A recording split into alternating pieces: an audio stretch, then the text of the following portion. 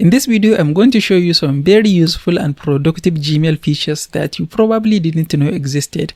Some of these features are going to help you impress your client with your email management skills. I'm going to share my screen and we can start with the first one in my list, which is confidential mode. So right now I am logged into one of my Gmail account, and let's say I want to send an email to someone, but I don't want them to be able to forward that email. I don't want them to be able to copy or download any part of the email. I don't want them to do anything but just read the email. And in order to do that, we are going to go to compose. We are logged in, so we just go to compose like you normally write an email, and I'm going to send it to my other email. Okay, and the subject line is going to be testing email feature, and we are going to go ahead and write the email, and we are going to add an attachment. Okay, so now we write our email. We are ready to send. If we want to send our email in confidential mode, before we click send, we are going to click on this padlock item right here. When we click on it, we are going to set some options. If we set the email to expire in 1 week, then after 1 week, they are not going to be able to access the email. We can click here to change. If we said 1 day, then when we send this email, the person who received it, they can only have access to it for just 1 day. So I'm just going to choose 1 day, and we are either going to give them password or not. If we choose no SMS code, then they are going to be able to check out the email immediately. But if we select this, then they are not going to be able to open the email until they get a passcode in their mobile phone confirming that yes, they are the person who have access to that email. And this is going to help you prevent anyone from accessing the email, because if someone have access to their computer, they might be able to open the email and check it out. But if you choose SMS code needed, then they are not going to do that. For the sake of example, I'm going to choose no SMS code, and we are going to click save. So now this email is in confidential mode. It is going to expire tomorrow. So I'm going to click on send. Okay, the email is sent. Now we are going to check out the inbox of the person we sent it to. So I'm going to come right here and refresh my inbox. Okay, so this is the email that we sent. If I click and open it, you see this is how the email is. It said content expire July 20th, which is the next day. You do not have the option to forward, copy, print, or download this email. And that is confidential mode. The next feature that we are going to look at is a simple one that many people doesn't even know it existed, which is email scheduling. If you want to send an email to someone, but you don't want them to receive it immediately, you can schedule the email to go out at a later date. I will give you a good example of when I use this schedule feature. I work for someone who have a podcast, and when someone booked to be a guest on their podcast, I write a reminder and I schedule it to go out to that person 24 hours before the time of the recording, and another email 1 hour before the time of the recording. And this is very simple. All we need to do is go to compose, write the email, subject line and everything. When we come to send, instead of sending it directly, we click this drop down icon next to the send. When we click it here, you see schedule send. We click on it. Oops, I am going to have to write the email first, so I'm going to just write a sample. Okay, so we finish writing our email. We can go to schedule send, and we are going to be able to choose a date and time. You can choose if one of the suggestions are good, you can choose, but you can just also click here, pick date and time, so that you are going to select from a calendar. You can choose when you want to send it, the date right here and the time. When you finish selecting the date and time, let me select tomorrow, maybe the same time tomorrow. I will just click schedule send. So now the email is scheduled to send tomorrow at 12:34. When I click, I'm going to be able to see it here. If for whatever reason I want to cancel the email, I can click here and I can cancel the email before the time. When I do this, now the email is back to draft. I can click the delete icon right here to delete the email from draft. So this is how you can schedule email. The next feature that we are going to look at is delegating access. You can delegate access to your email inbox to someone so that another person can manage your email inbox without you having to give them your password. Let's say someone hire you as a virtual assistant to manage their email inbox. They don't have to give you their email password. they can simply add you as a delegate to their Gmail inbox, and you will be able to manage their email inbox. You can send and receive emails right in your own inbox without having to log into theirs. Let me show you how it works. So let's say this is your client email inbox, and you as a virtual assistant, you want to manage this email inbox. So they have to give you an access. In order for them to give you an access, they can come to the gear icon right here, click on it, and go to see all settings. And then we are going to come to account and import. We can scroll down right here where it said grant access to your account. This is where they will be able to add you so that you can manage their email inbox. And let's say this is your own email inbox. So I'm going to copy the email address. I'm going to come back here, and we are going to add another account. So they are going to send a verification. I'm going to have to verify that it is me trying to give access. And that is it. They are going to add the email. So I'm going to add this email. So when I do this, the email that I add here is going to be able to manage my email inbox. I'm going to go to next, and I'm going to click send email to grant access. And that is it. I can close this window. And you can see right here, it said grant access to your account. This is the email that we grant access to. And you can see it said pending because Gmail sent them an email, an invitation. If they accept within 7 days, that is it. If they didn't accept, it will expire in 7 days. Now we are going to take a look. And you see this email right here. This is a notification. We click and open it, and we can click here to accept or reject. If we accept the request by clicking here, click confirm. That is it. We can close this window. Now I have accepted it. So now that I am a delegate of that other Gmail account, if I want to access this email account, all I need to do is make sure I am logged into my email account, Smart Virtual Team. And I can just click right here, and I'm going to find it right here. You see it said delegated, Sadiq Umar Team delegated. So I can just click here, and I will be able to access that inbox. So you see, I will be able to read all the emails, write and send emails, and when an email comes in, I will be able to receive it right here. So you see, the person who owns the inbox doesn't give me their password. They just add me as a delegate. And you can see this key icon. It means you are logged into a delegate account.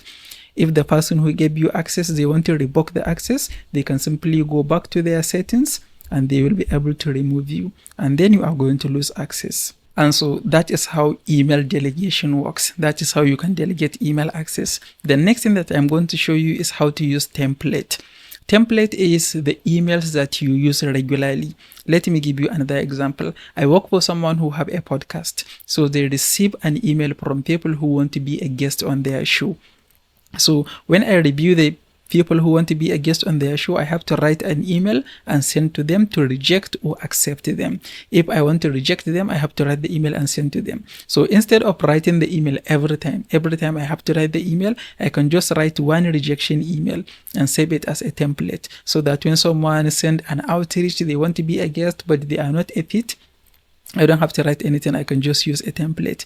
Let me show you how it works. So in order for us to be able to save template, the first thing that we need to do is enable it. I'm going to come to the gear icon right here, click on it, and we go to see all settings. And when we are in settings, we click on advanced. And right here, you see template. We make sure we choose enable. When we enable it, we click on save changes. Okay, now that our changes are saved, I'm just going to go to compose, and I'm going to write a sample email. Okay, so let's say this is an email that I am going to be using regularly, and instead of sending it, I'm going to come down here to this 3 dot. When I click on it, we are going to see template. When you hover over it, you are going to see save draft as template, and we are going to click on save as new template. We are going to add a name for our template. I'm just going to say rejection email template. And I'm going to click on save. And that is it. I can delete this draft. So let's say sometime I just want to use my template, and I'm going to just click compose again. And instead of writing anything, I'm going to click on the 3 dot right here, and I'm going to come to template, and this is the template that I recently created. When I click on it, now you see the email have been added. The subject line is going to be the name the title of the template that you added, but you can always change it. You can change it, make any adjustment, and you are going to be able to go ahead and send. So this is how you can use email template and save yourself time with repeatable emails. And the next thing I'm going to show you is how to use alias, email alias. And the way this email feature is useful is it helps you stay more organized. Let's say you want to sign up for in a different website. Sometimes you want to get something from a website, but they are going to disturb you, and you don't want them to disturb you. So instead of giving them your email address, you can give them an alias. And when they send you anything in that email alias, you are going to be able to receive it, but you can then categorize it in a way that is not going to be an issue. Let me show you what I mean. So let's say the person who owned this email, let's say I have this email, but I want to sign up for a shopping website, and but as soon as I sign up, they are going to be able to start sending me promotional emails. So instead of me giving them my main email address, I'm going to do something like this. Let me send an email so that you see what it means. This is the email address, right? smartvirtualteam.com. So instead of me sending it to Smart Virtual Team, I'm going to do something else. I'm going to say Smart Virtual Team plus shop@gmail.com. So you see, this is not the actual email address, but anything that you add after the plus sign, Gmail are just going to look at it as an alias. So you are going to still be able to receive the email, but it is going to be easier for you to categorize it. Let's say testing email alias. Okay, I'm sending it to Smart Virtual Team plus shop@gmail.com. We are going to click send. And when we refresh this email inbox, right here you see we received the email, even though our main email is just smartvirtualteam@gmail.com. But anything that we add here, Gmail are just going to disregard it and send it to our main email, which is right here. And the next feature that I'm going to show you is how to undo send. Let's say you finish writing an email and you click send, but after you click send, you remember, oops, you forgot something. Maybe you didn't add an attachment. Maybe you didn't include an important link. You can undo that email. I'm going to show you how to do that. The first thing we need to do is go to our settings by clicking the gear icon, and we go to see all settings. Right here under general, you can see undo send cancellation period within. If we choose 5 seconds, then we have 5 seconds to cancel the email. After 5 seconds, the email is gone. If we change it to 10 minutes, to 10 seconds, 20 or 30 seconds, then we have up to 30 seconds to cancel the email. Now I change it to 30 seconds. I'm going to come down here and save my changes. So let's say I'm going to send an email right now. I go to compose. So I'm going to write an email and send a normal email. Okay, I finish writing my email. Then I click send. You see right here, there is undo message. I have up to 30 seconds to click it. Otherwise, the message is going to be sent. When I click undo, the compose box is going to come back up. So I'm going to be able to edit, make any changes, and I'm going to be able to fix any mistake. So this is how you can use undo feature to help you stay more organized and avoid making mistakes. And the next feature that we are going to look at is creating tasks from email. Let's say you receive an email from your client. So if you want to create a task, it is something that you want to remember to do maybe next day. You don't have to go to your calendar and create an event or set a reminder.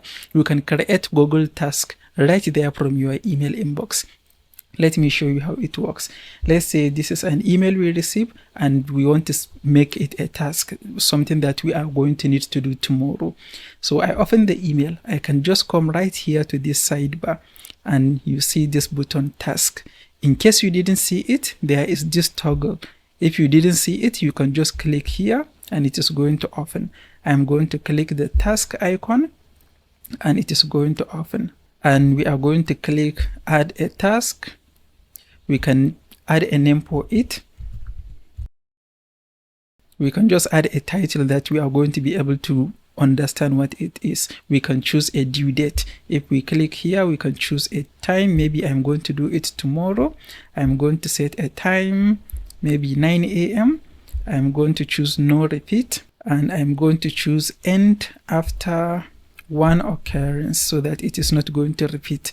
I'm going to click done, and now we have created this task. Now if I go to my Google Calendar, so you see when I log into my Google Calendar, we have this task right here. I can click and open it, and this is the task right here. I can click and it is going to open in a different tab, and when I finish this task, I can just mark it as complete, and I'm going to be able to receive a reminder the same way if you add an event in your Google Calendar. And this is how you can add a task from your Gmail inbox directly to your Google Calendar. So that is it for this video. I hope you find these features helpful. Let me know which one you are more excited to try out. Thank you for watching. I look forward to seeing you in the next one.